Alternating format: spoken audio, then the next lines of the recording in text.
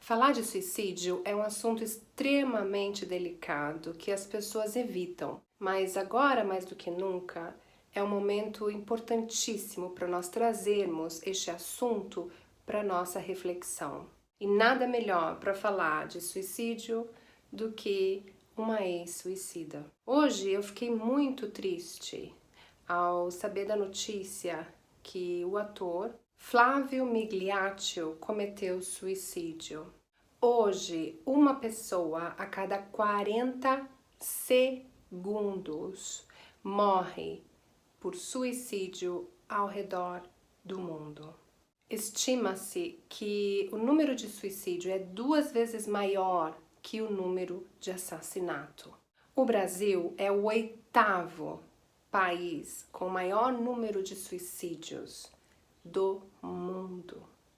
A última data que eu consegui da Associação Psiquiátrica de Brasília, em 2016, foi que naquela data nós tínhamos um aumento de 7% no número de suicídios no Brasil. O autor Flávio deixou uma carta de despedida onde ele coloca uma nota muito interessante para reflexão. Ele diz que a humanidade não deu certo. Por que será que ele disse isso? E ele também faz um outro apelo para que cuidemos dos nossos jovens. Eu saí de casa com 18 anos de idade, recém-completados 18 anos. Saí bastante ferida, bastante machucada, sem nenhum amparo emocional e completamente sozinha, me sentindo completamente abandonada. Naquele momento, o mundo que me acolheu foi o mundo das drogas. E por 2 anos eu passei situações bastante difíceis, com várias tentativas de suicídio e mutilação. Quando eu olho para trás, eu vejo que foi um milagre eu não ter conseguido tirar a minha vida. E eu não entendia por quê, porque eu tentei de várias formas. E eu não entendia o que Deus queria de mim. Por que minha vida era valiosa? Porque eu mesma não via sentido para nada. Eu não via sentido para minha vida, eu não via sentido de estar aqui inserida no mundo.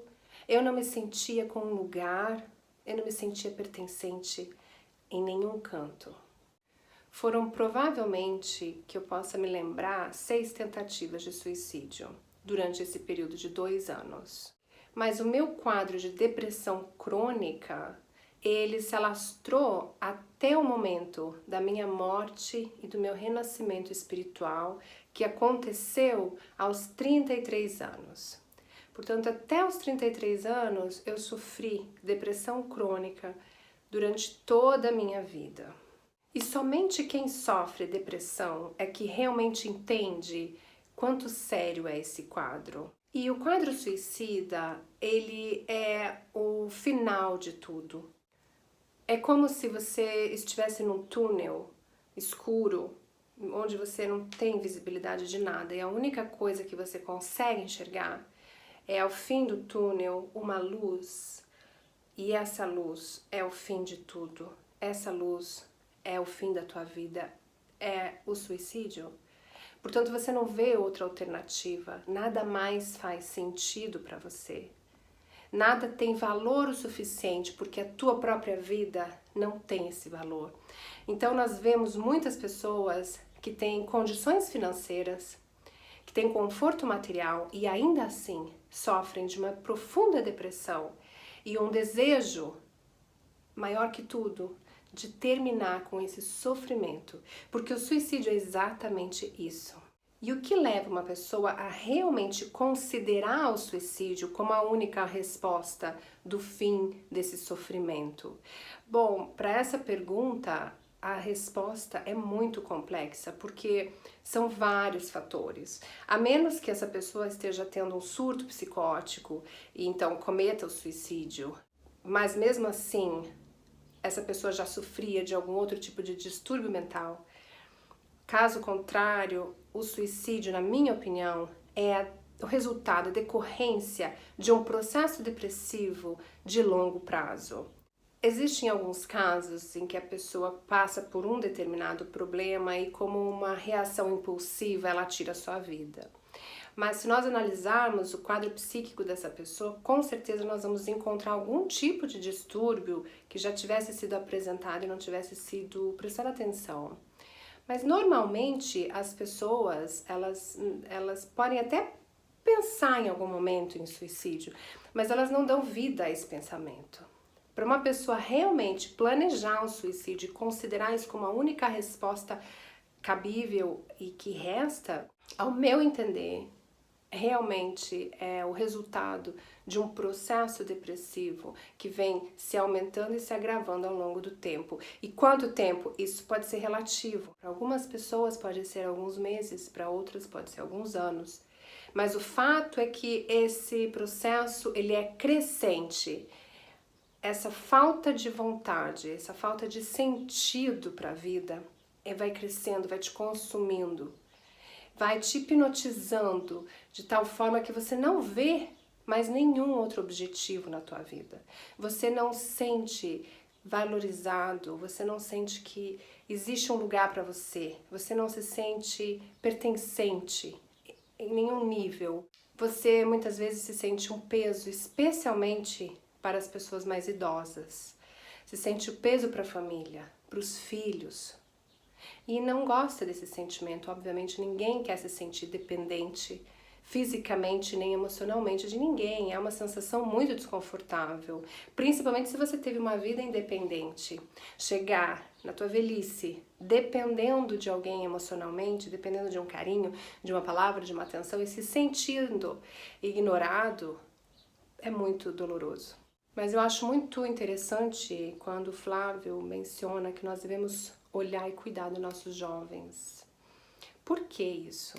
Bom, essa fase depressiva e suicida eu passei na minha adolescência, né, com 18 anos.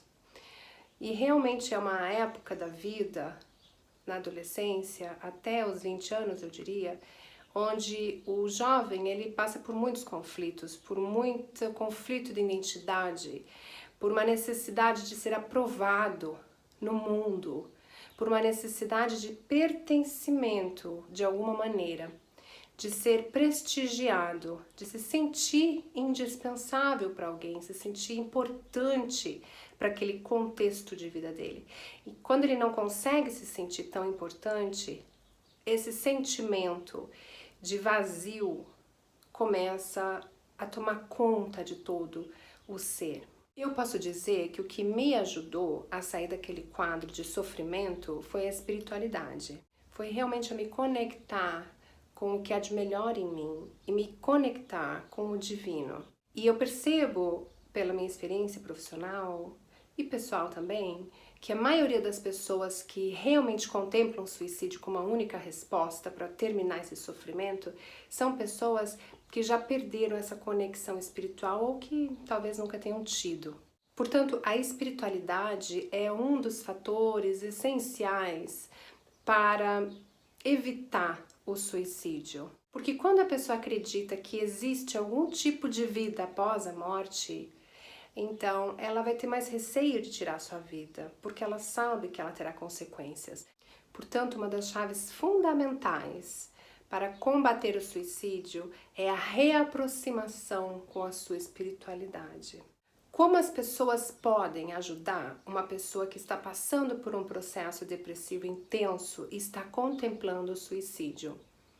Bom, primeiramente, você deve ficar mais atento aos teus jovens e aos teus idosos, porque essas duas faixas etárias de idade são muito delicadas emocionalmente.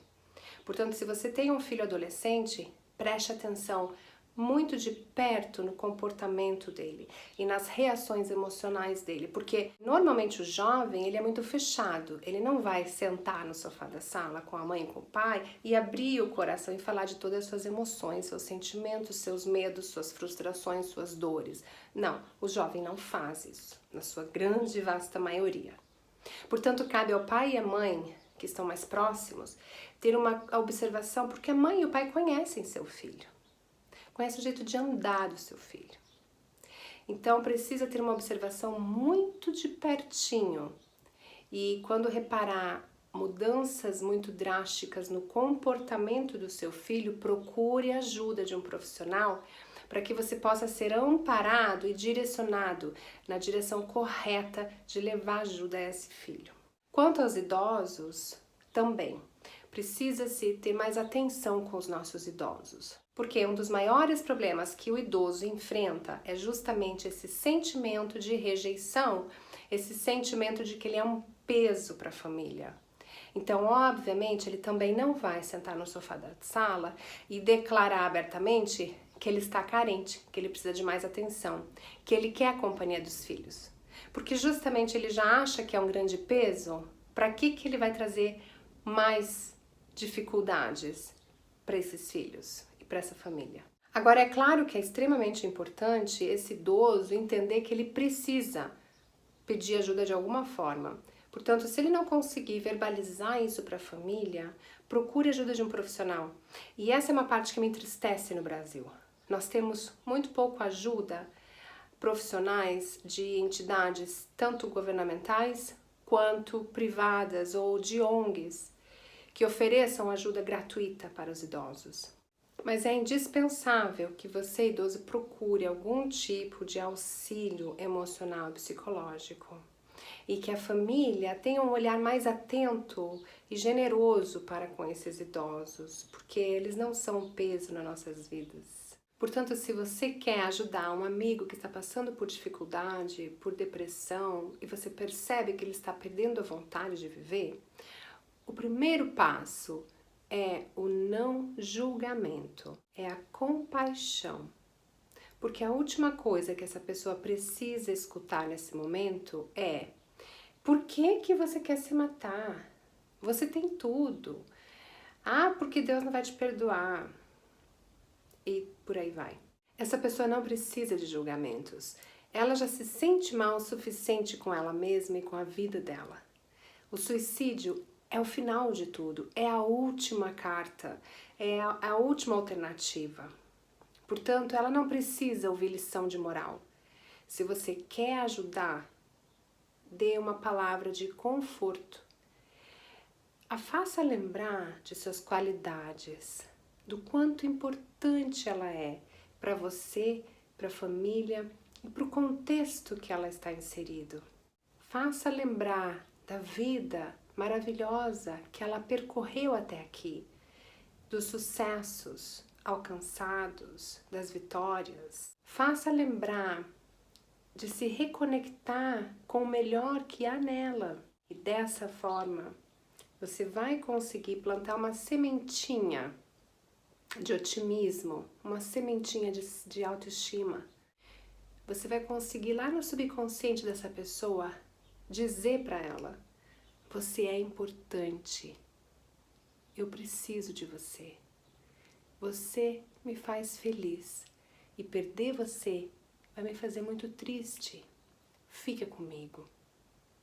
Vamos juntos superar esse momento difícil. Você tem um amigo em mim. Você pode confiar em mim. E isso é tudo que um amigo, que sua mãe, que seu pai, que um filho ou que qualquer outra pessoa que esteja passando por esses momentos difíceis quer ouvir. Ela precisa se sentir importante novamente para alguém. Ela precisa se sentir amada. Ela precisa se sentir pertencente novamente. Dessa forma, você vai estar ajudando quem você ama. A terapia emocional sistêmica, ela é uma ótima ferramenta para auxiliar as pessoas a passarem por essas dificuldades emocionais. Por quê? Porque ela te reconecta com o teu verdadeiro eu, com a tua essência. Ela faz você despertar novamente o teu olhar por que importa, para as tuas qualidades e aflorar cada vez mais essas qualidades. A TESS faz você entender que existe vida apesar do sofrimento. Ou seja, mesmo com o teu histórico de sofrimento que você carregou até hoje, a TESS te faz entender que nós somos o resultado das experiências que nós tivemos até este momento. Mas não quer dizer que esse é o nosso limite. Não quer dizer que isso é tudo e que nós vamos ser o resto da vida dessa maneira. Nós podemos nos transformar e transpor todas essas dificuldades, essas lembranças emocionais dolorosas. Nós podemos, sim, encontrar felicidade e estabilidade emocional, apesar de todas as dores que já tenhamos vivido. E sim, a vida vale a pena. Enquanto houver um sopro de vida, a vida vale a pena. Tente encontrar dentro de você um restinho de força para te levantar e te dar uma nova inspiração para um novo começo. Porque enquanto tivermos um sopro de vida, teremos a oportunidade de começar novamente uma nova história, independente da nossa idade. Se você quer saber mais sobre a terapia emocional sistêmica e como a TESS pode estar te ajudando a realinhar o teu sistema emocional, a redescobrir as tuas mais puras e verdadeiras qualidades, a ter um novo olhar diante da vida e a recomeçar novamente, fica com a gente, assiste os próximos vídeos e se inscreva aqui no nosso canal. Para agora, eu deixo meu grande abraço de luz para todos. Juntos somos mais fortes.